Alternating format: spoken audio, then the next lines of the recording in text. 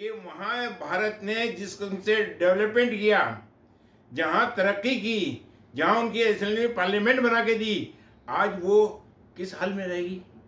इस तालिबान के आने के बाद क्या नजरिया उसने पेश किया वर्ल्ड की कंट्रीज के, मुस्लिम कंट्रीज हो चाहे कुछ भी हो, क्या साबित करेगा वो? सब वहाँ जितना भी ये टेररिज्म का ये फैला है, पाकिस्तान की वजह से फैला है।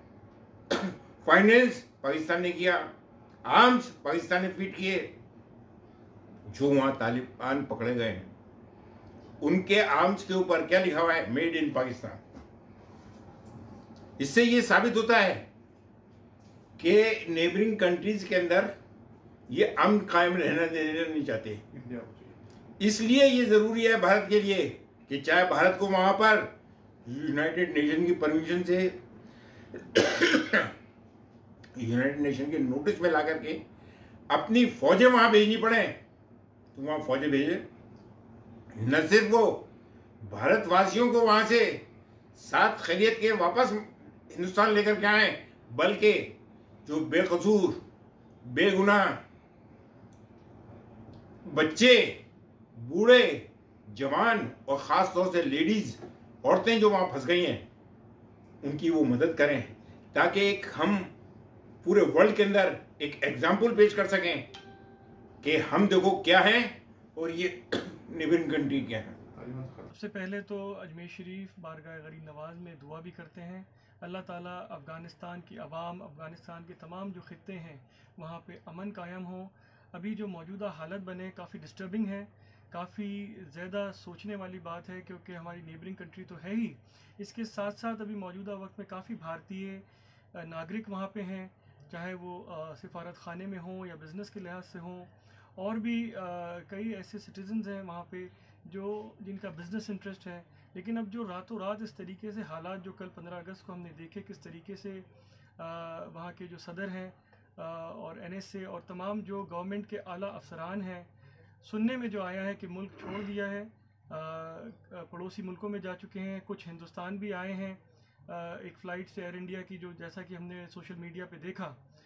तो दुआ ये करते हैं कि वहाँ पे जितने अवाम हैं, अमन पसंद और मोहब्बत पसंद लोग जो हैं, क्योंकि हिंदुस्तान और अफ़गानिस्तान का एक कदीमी रिश्ता रहा है, रूहानी रिश्ता भी रहा है, तिजारत के एतबार से भी रिश्ता रहा है, हर तरीके से डिप्लोमेटिकली हम काफ़ी इन्वॉल्व रहे हैं। काफ़ी इंफ्रास्ट्रक्चर इंडियन गवर्नमेंट ने वहाँ पे डेवलप करा है, चाहे वो सलमा डैम की बात करें या वहाँ के जो पार्लियामेंट हाउस है उसकी बात करें या दीगर एजुकेशन इंस्टीट्यूट्स हैं।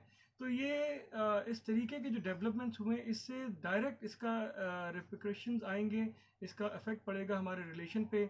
और अभी बिल्कुल हमें पता नहीं है कि वहाँ पे अब किस तरीके की एक हुकूमत इस्टेब्लिश होगी, क्या होगा।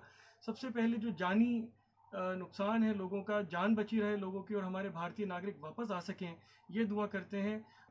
अभी तो जिस तरीके इमेजेस आ रहे हैं कि एयरपोर्ट वहाँ पे बस स्टैंड की तरह नज़र आ रहा है, जो भी वहाँ पे अमन पसंद लोग हैं जो तालिबान के आइडियोलॉजी से इत्तेफाक नहीं रखते हैं, वो मुल्क छोड़ के जाना चाह रहा है। तो ये बहुत ही गंभीर स्थिति बनी है। इसके लिए बारगाह गरीब नवाज में दुआ करते हैं कि आवाम को, अफ़गानिस्तान आवाम को हिम्मत मिले और वहाँ पे अमन बना रहे। कि हालात पूरी दुनिया के लिए बहुत चिंताजनक है। हालात अफ़गानिस्तान में ख़राब ज़रूर हुए हैं, लेकिन ये पूरी दुनिया के लिए, ख़ास तौर से जो उसके अतराफ़ के मुल्क हैं उनके लिए बहुत चिंताजनक है।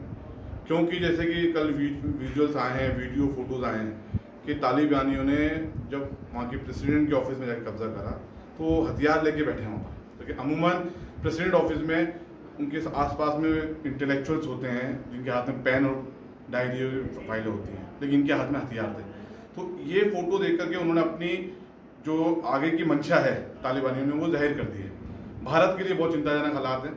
मैं हमारी हुकूमत से अपील करता हूँ कि सबसे पहले तो हमारे जितने हिंदुस्तानी भाई वहाँ फंसे हुए हैं उनको सबसे पहले साथ खरीद के साथ वापस लाएँ। उसके अलावा अगर हो सके तो वहाँ की हुकूमत, वहाँ पर हम ले जा करके उनकी मदद करें, क्योंकि वहाँ हुकूमत तो रही नहीं, वहाँ के प्रेसिडेंट भी वहाँ से निकल चुके हैं। लेकिन जिस तरीके से अभी वीडियो देखें कि पब्लिक एयरपोर्ट पे आ चुकी है, वहाँ के हालात बहुत ख़राब हैं। तो वहाँ पर हम हो सके तो UN के ज़रिए या डायरेक्ट इंटरव्यूइंग करके कि वहाँ पर अपनी मिलिट्री भेज के वहाँ जो मतलब हर संभव हो सके करें।